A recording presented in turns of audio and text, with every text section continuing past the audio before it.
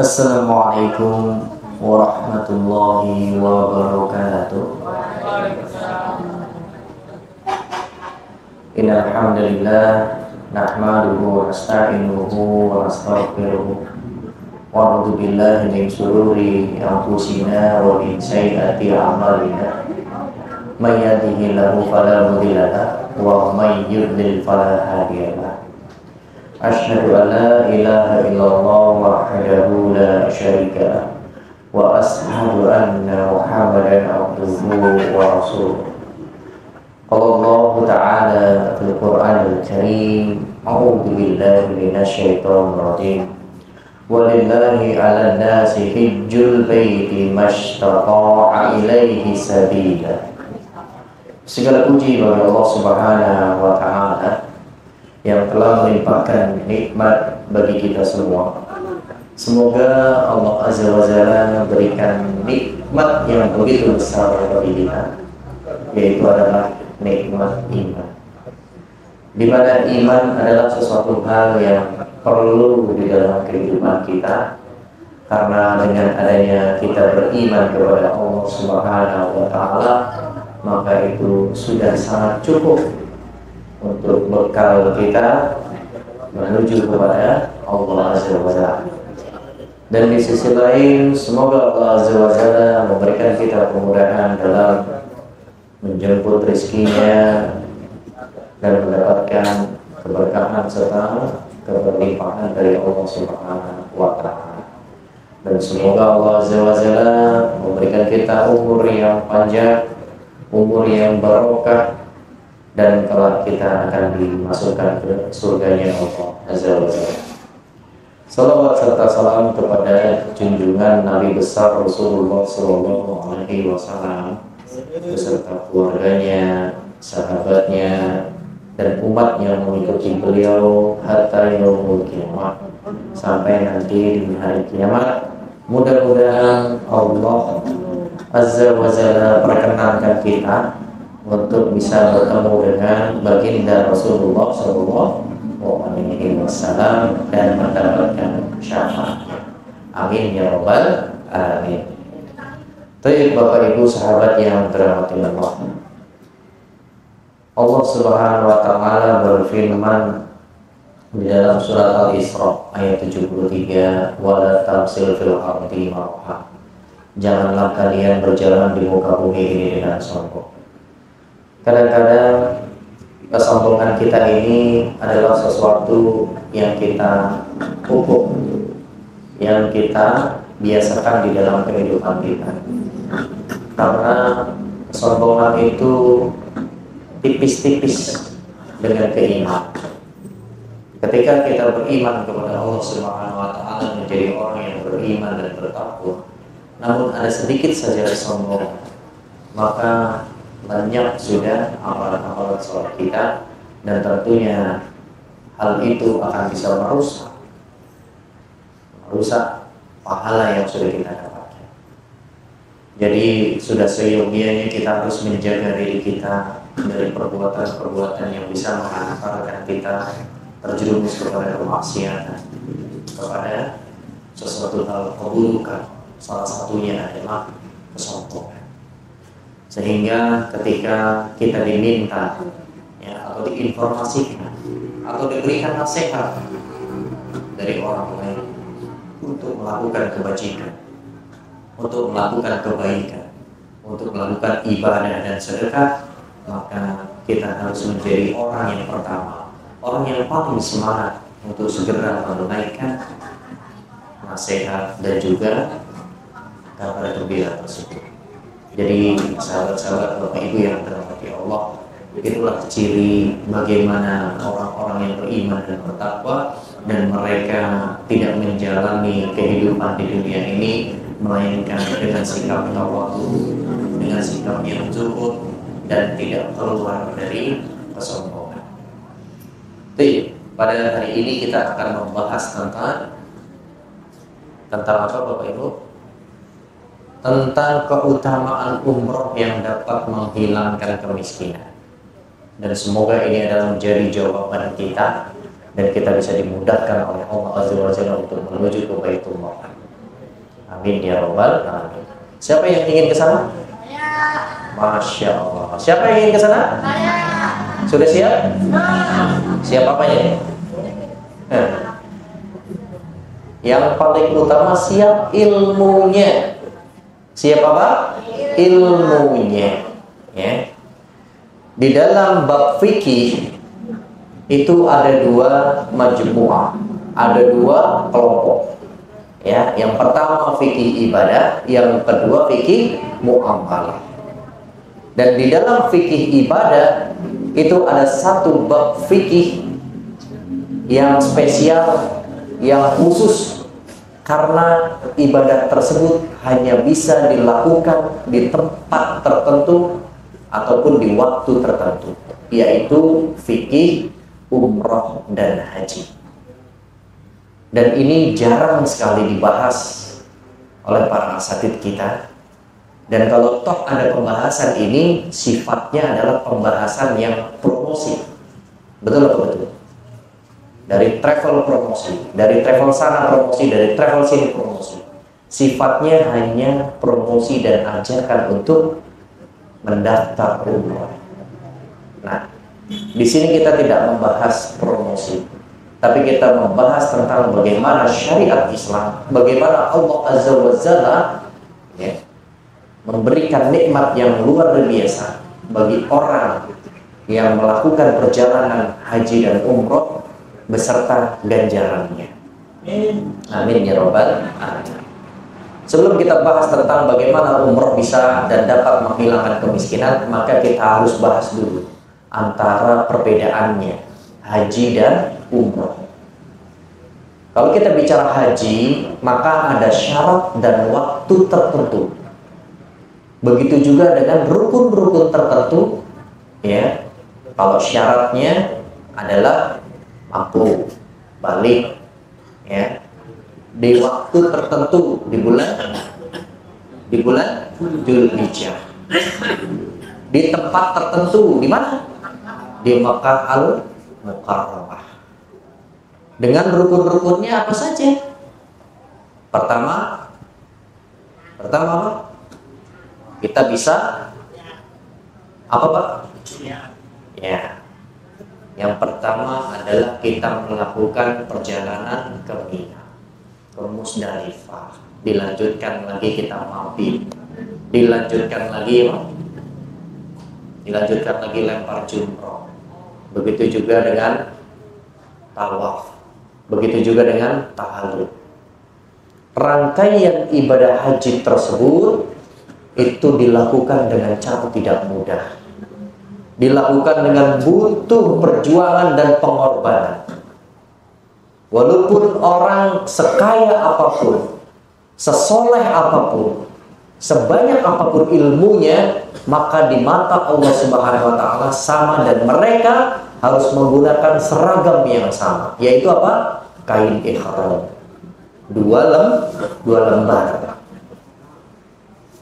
Dan semua di mata Allah Subhanahu wa taala sama. Ya, ini adalah haji. Lalu bagaimana dengan umroh? Umroh tak lain adalah dari duplikatnya haji, dan dilakukan lebih simpel, lebih efisien. Waktunya tidak ditentukan, namun tempatnya harus di Makkah Al-Mukarramah dengan rukun dan syarat yang jauh lebih simpel, yaitu melakukan sya'i, melakukan tawaf, ya, dan melakukan apa lagi? Tahallul, ya. Maka ini sudah dikategorikan beribadah umroh. Lalu bagaimana hukum ataupun apakah haji dan umroh itu termasuk kewajiban? Iya. Kalau kita bicara dalil firman Allah Subhanahu wa taala di surat Ali Imran ayat 97. Di sana disebutkan walillahi 'alan nasi hijju al-baiti istata'a ilaihi sabila. Mengerjakan haji dan umroh adalah kewajiban setiap manusia terhadap Allah, yaitu bagi orang yang sanggup mengadakan perjalanan ke Baitullah. Dan ini pun termaktub, tertuang di dalam rukun Islam. Rukun Islam yang keberapa? Yang kelima, di mana perjalanan haji ataupun umroh jika mampu. Dan begitu juga para ulama, ya, sebagaimana Syekh Khatib Al-Syarbini di dalam kitabnya Al-Mughni Al-Muhtaj juz 2 halaman 206, beliau menyebutkan al-mujma' alaihi al-ma'lum min al-din bi ad-darurah. Ya. Ini persoalan yang disepakati hukumnya oleh seluruh mazhab dan diketahui oleh semua kalangan, baik orang awam dan khusus. Oleh karenanya, seseorang yang mengingkari kewajiban haji dan umroh ini dihukumi murtad, keluar dari agama Islam. Kecuali bagi orang-orang yang sangat awam, yang dia tidak mengenal tentang haji dan mengenal tentang umroh, ataupun informasi keagamaan Islam ataupun dinul Islam. Ini yang hanya diberikan uzur. Yang lainnya, maka ketika seseorang yang tidak mau mengadakan perjalanan haji padahal mereka mampu, padahal mereka bisa, dan dia tunda-tunda, dia memikirkan dunianya, maka di dalam bab ini disebut dengan al-mujma' alaihi al-ma'lum min al-din bil ad-darurah, dianggap keluar dari agama Islam. Jadi sahabat, Bapak Ibu yang dirahmati Allah, begitu pentingnya kita mempelajari tentang fikih haji dan umroh ini, sehingga di dalam benak kita mungkin kita berpikir, saya belum mampu, perjalanan umroh mahal sekali Ustaz, sampai 30 juta, 40 juta. Ya, padahal rumah bisa kebeli, mobil bisa kebeli, motor bisa kebeli. Namun kenapa umroh tidak bisa? Ini berarti yang kita berubah adalah mindset dan semangat kita. Sehingga mayoritas umat muslim di Indonesia ini itu besar sekali, banyak sekali. Tapi sebanyak itu juga, sebesar itu juga mindset mereka terhadap ibadah umroh dan haji. Mereka enggan melakukan perjalanan ke sana. Mereka tidak semangat. Mereka malas-malesan. Mereka lalai. Itulah kita. Sehingga bisa jadi kita ini belum sampai ke sana itu karena kemauan kita sendiri. Karena kemauan kita. Yang secara tidak langsung lisan kita kalau ditanya mau pergi haji, mau, siapa yang mau pergi? Saya. Tapi tidak ada semangatnya, tidak ada upayanya, tidak ada ikhtiarnya. Maka bagaimana kita bisa melangkahkan kaki ke Mekah Al-Mukarramah? Dan ibadah umroh ataupun haji ini adalah ibadah yang istimewa, ya. Karena banyak sekali keutamaan-keutamaan dan pahala dari Allah Subhanahu wa Ta'ala yang didapat oleh pelakunya. Apakah kita tidak rindu dengan Baitullah? Apakah kita tidak ingin sholat di depan Makkah, di depan Ka'bah? Apakah kita tidak ingin sholat di samping kuburnya Rasulullah SAW? Apakah kita tidak ingin mengunjungi negerinya Rasulullah SAW? Di mana letak kecintaan kita? Padahal kalau kita, mohon maaf ya, ada Maulid Nabi, ya, bahkan bagi sebagian orang Maulid Nabi itu dianggap bid'ah. Bagi orang yang tidak menganggap bid'ah, marah luar biasa. Betul apa betul? Marah dia. Saya cinta kepada Nabi saya cinta kepada Rasul saya. Tapi untuk perjalanan ke Mekah, ke Masjid Nabawi, nggak mau. Di mana letak kecintaan itu? Di mana? Dan ini sahabat-sahabat yang dirahmati Allah, kalau kita ingin, kita mau, insya Allah kita akan dimudahkan jalannya menuju ke Baitullah oleh Allah Azza wa Jalla. Mulainya dari mana, Ustaz? Banyak cara dan banyak metode. Hanya saja antum mau atau tidak, antum semangat istiqomah atau tidak.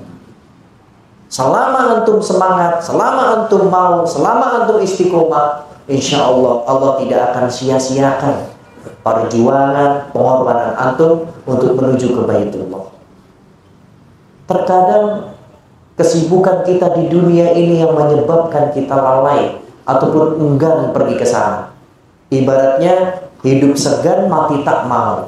Kalau ditanya mau umroh, mau Ustaz, tapi anak saya masih kecil-kecil, tapi begini, tapi begitu, tapi sebanyak itu tapinya.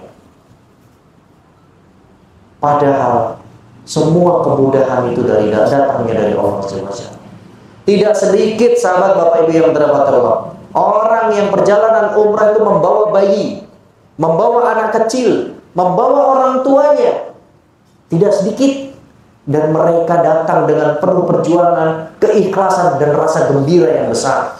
Karena mereka mencintai Allah Subhanahu wa taala dan Rasulnya, ingin sekali memegang Ka'bah, berhadapan langsung di Makkah Al-Mukarramah, melihat bagaimana indahnya Masjid Nabawi dan negeri Rasulullah SAW. Lalu kita di sini hanya cuma mau, ingin, tapi hanya di lisan saja, hanya di bibir kita. Tidak ada upaya, tidak mau cari tahu bagaimana ya metodenya. Nanti baru dikasih metodenya, susah, ini mah nggak bisa dijalani, ini mah begini, ini mah begitu. Ini cenderung kita tidak mau, berarti kita yang tidak mau. Bukan kita mendekat kepada Allah, tapi kenapa Allah tidak mendekat? Karena kita tidak mau. Syarat-syarat. Kalau kita mau, kita semangat, maka antum kejar. Bagaimana caranya? Bagaimana metodenya? Saya tidak punya uang, Ustaz, saya tidak punya harta, tapi keinginan saya, tekad saya kuat. Maka datang, bertanya, mencari tahu. Itulah orang-orang yang bersemangat. Ya.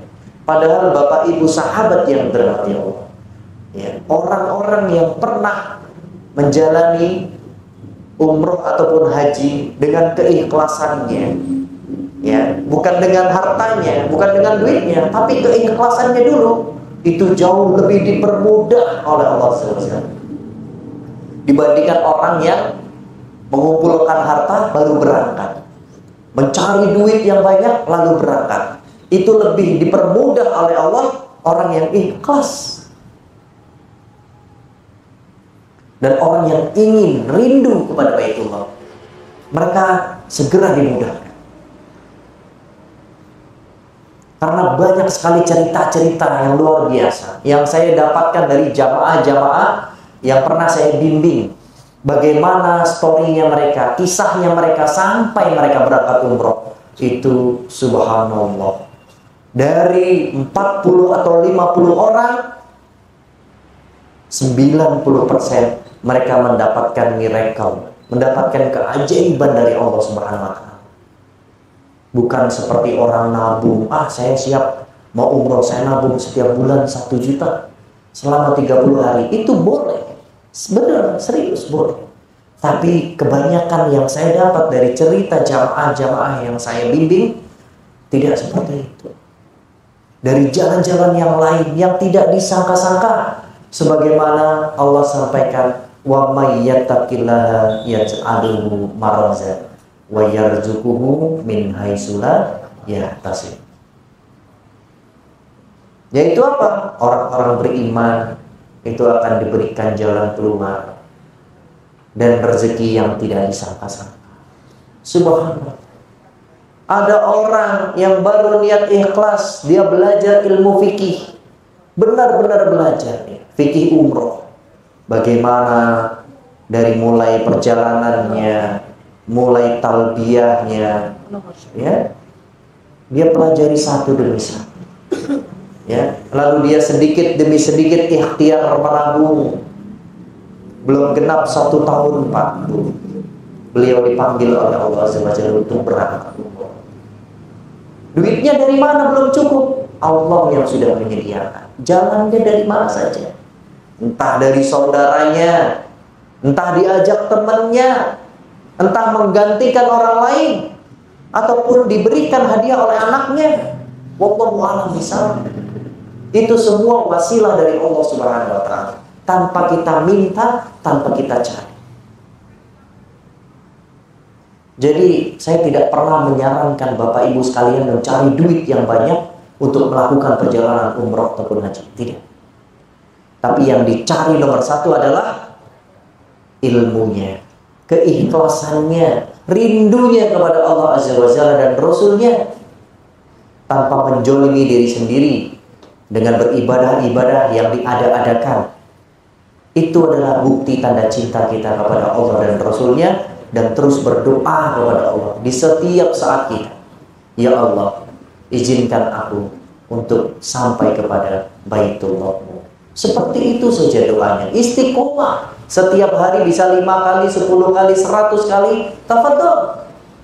Ini bentuk bukti cinta kita kepada Allah SWT. Bukti cinta kita kepada Rasulullah SAW. Dan ibadah umroh adalah ibadah yang istimewa dan tentunya banyak sekali keutamaannya. Namun saya di sini tidak membahas keseluruhannya, hanya poin-poin yang penting saja dan yang bisa kita ambil ibrahnya, dan ini bisa menjadi motivasi buat kita semua. Yang pertama, Rasulullah SAW bersabda, tabi'u bainal haji wal mu'rati fa innahuma yanfiyanil faqra fad-dunuba kama yanfil kiru habasal hadidi wal dhahabi wal fiddati wal laysha lil hajjati al mabrurati sawabi ilal jannah. Ikutkanlah umroh kepada haji, karena keduanya dapat menghilangkan kemiskinan dan dosa-dosa, sebagaimana pembakaran menghilangkan karat pada besi, emas, dan perak. Sementara tidak ada pahala bagi haji kecuali surga dari Allah Subhanahu wa ta'ala. Coba, dari kita menjalankan ibadah haji dan umroh, berapa banyak ganjaran dari Allah Subhanahu wa ta'ala. Yang pertama yang disebutkan adalah dihilangkannya kemiskinan. Bayangkan, ya, kita dihilangkan kemiskinan. Lalu yang kedua, dosa-dosa kita dihilangkan oleh Allah Subhanahu wa ta'ala, sebagaimana diilustrasikan besi yang dibakar dapat menghilangkan karat, emas yang dibakar dapat menghilangkan noda, begitu juga dengan perak. Dan berikutnya, tidak ada pahala haji kecuali surga dari Allah SWT. Coba bayangkan, besar sekali pahalanya. Ya. Apalagi kalau antum bisa umroh pada bulan Ramadan, maka itu ganjaran dan pahalanya seperti kalian berhaji bersama Rasulullah SAW. Luar biasa. Dan ini adalah ganjaran yang begitu besar dari Allah Subhanahu wa ta'ala. Siapa yang tidak ingin? Pasti banyak orang yang ingin. Tapi jangan sampai kita menjadi orang-orang yang munafik, orang-orang yang berdusta. Ngomongnya ingin tapi tidak ingin, ngomongnya mau tapi tidak mau, karena tidak mau mendekat ke sana. Jiwa kita, raga kita dibuat malas, ya, tidak mau tahu. Nah, jangan seperti itu. Sebagaimana Syekh Abdul Ula Al-Mubarakfuri rahimahullah ta'ala menjelaskan bahwa maksud menghilangkan kemiskinan di sini bisa bermakna zahir atau bermakna batin. Beliau berkata, haji dan umroh menghilangkan kefakiran, ya, bisa bermakna kefakiran secara zahir dengan terwujudnya kecukupan harta. Bisa juga bermakna batin, yaitu terwujudnya kebahagiaan, ya, kekayaan dalam hatinya, ketenangan di dalam hidupnya, ya, dan juga mendapatkan keberkahan di dalam kehidupannya. Ini adalah makna batin. Dan tidak sedikit sahabat-sahabat, Bapak Ibu yang dirahmati Allah, orang yang pernah melakukan umrah dan haji, itu mereka seolah-olah akan dimudahkan jalannya kembali menuju ke sana. Kehidupannya bisa meningkat drastis. Ya kan? Betul apa betul? Sudah tidak dipungkiri lagi orang-orang yang berstatus haji 1-2 tahun, coba kita lihat kehidupannya. Bahkan kekayaan dohirnya, subhanallah. Halo Pak Haji, gimana kabarnya sekarang? Alhamdulillah, bikin kos-kosan, ya kan? Nanti 1 tahun lagi ketemu lagi, assalamualaikum Pak Haji, gimana kabarnya? Alhamdulillah, lagi bikin peternakan. Subhanallah. Bapak Ibu yang dirahmati Allah, ini ibrah bagi kita. Ini adalah contoh bahwasanya bagi orang-orang yang melakukan perjalanan haji dan umrah secara mabrur, bukan hanya sekadar dihilangkan dosa-dosanya, tapi secara zahir dihilangkan kemiskinan. Coba antum lihat orang yang melakukan perjalanan umrah secara syar'i, ya, maka kita bisa lihat, orang itu habis umrah, kok nggak lama umrah lagi, nggak lama dia dapat kemudahan ini, dapat kemudahan itu. Ini bukti nyata bahwasanya barang siapa yang melakukan perjalanan ikhlas karena Allah Subhanahu wa taala dan tentunya mengikuti ittiba'ur Rasul, insya Allah dia akan menjadi orang-orang yang termasuk di dalam hadis Rasulullah Shallallahu Alaihi Wasallam. Ya, dan subhanallah, ini adalah nyata dan tidak sedikit kisah-kisah yang luar biasa. Ya, salah satunya sebagaimana ada ibu-ibu, orang yang jompo, yang tua, yang seolah-olah kalau kita lihat secara kemampuan fisiknya dia tidak mampu melakukan perjalanan umroh. Tapi dengan tekad keinginannya dia berdoa kepada Allah Azza wa Jalla setiap hari, maka Allah kabulkan. Dia bisa berangkat umroh walaupun dengan kursi roda, walaupun dia dibantu orang lain. Banyak orang yang ingin bantu, yang ingin berbuat amal soleh untuk dirinya, padahal keluarga dan anak-anaknya melarang karena takut. Takut apa? Takut kalau nanti ada apa-apa, takut kalau nanti sakit, takut kalau ini begitu. Subhanallah, selama perjalanan umroh dia tidak dapati itu. Yang didapat adalah kebahagiaan, kelancaran, dan kesehatan selama perjalanan ibadah umroh. Dan ini bukti nyata. Allah membuktikan kepada keluarganya bahwa anggapan keluarganya ketika dia berangkat umroh, dia berangkat ke Baitullah, itu nanti akan mengalami sakit dan sebagainya, menyusahkan orang lain. Ternyata tidak. Lalu kita yang dirasa orang sehat, jalan masih bisa, lari masih semangat, ya, bekerja dari pagi sampai sore, hayu. Tapi kenapa kita tidak mau? Kenapa tidak kita semangat ke sana? Seolah-olah kita itu sedang menyediakan ember yang begitu besar, yang kemungkinan diisi itu kecil.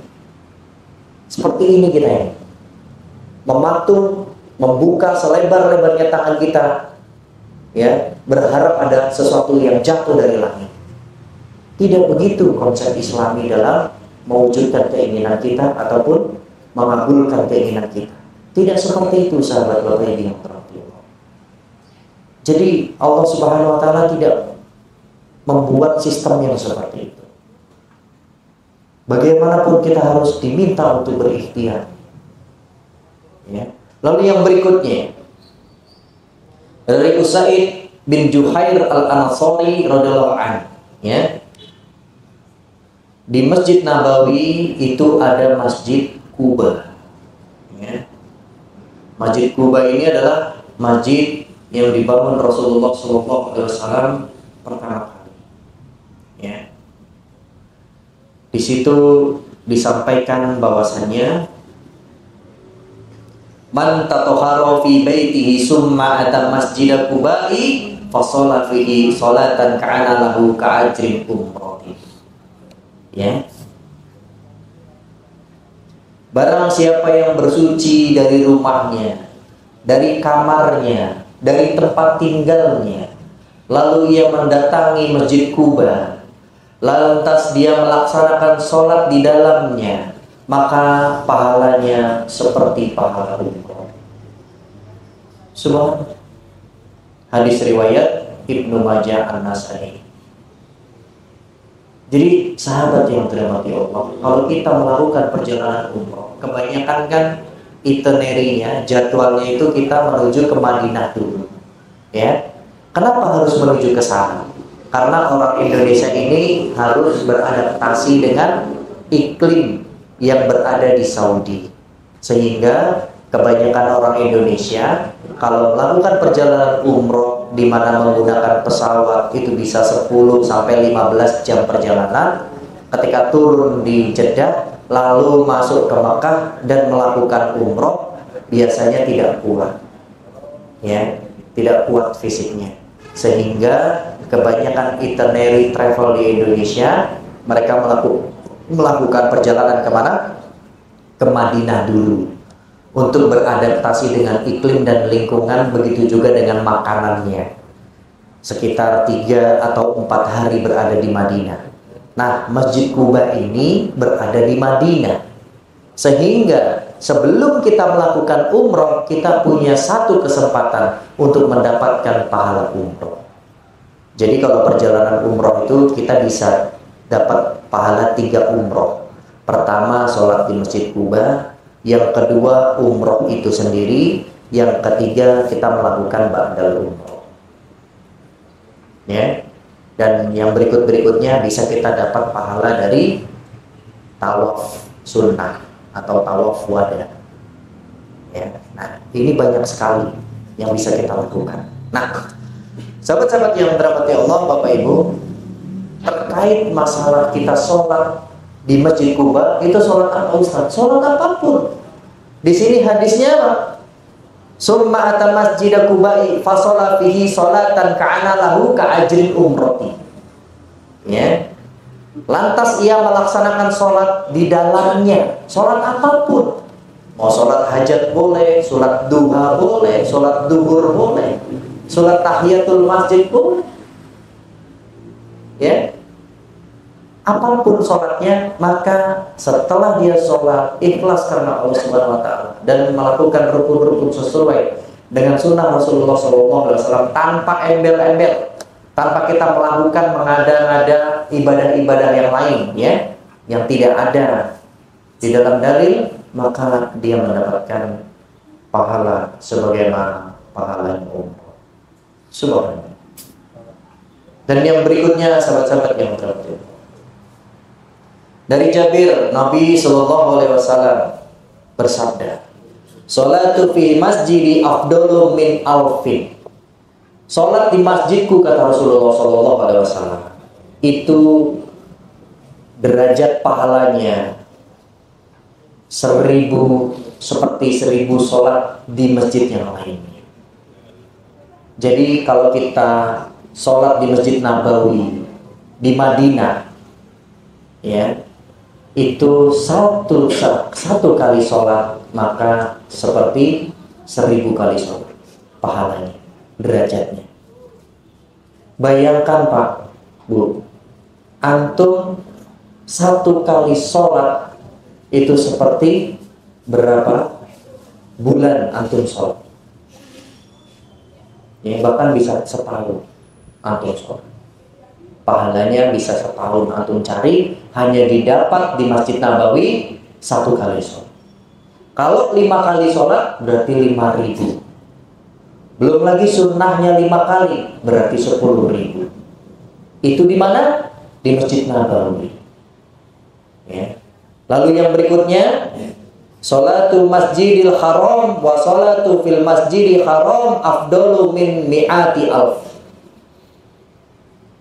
Kata Rasulullah SAW, sholat di Masjidil Haram di Mekah Al-Mukarramah itu lebih utama derajatnya 100.000 kali dibandingkan sholat di masjid lain kecuali Masjid Nabawi. Jadi kalau di sini dapat 1 pahalanya, antum 1 kali sholat di mana? Di Masjidil Haram, 1 kali sholat itu seperti antum melakukan sholat selama 270 tahun. Bayangkan, sebegitu besarnya pahala yang diberikan oleh Allah Azza wa Jalla. Siapa yang tidak mau? Adakah di sini yang tidak mau?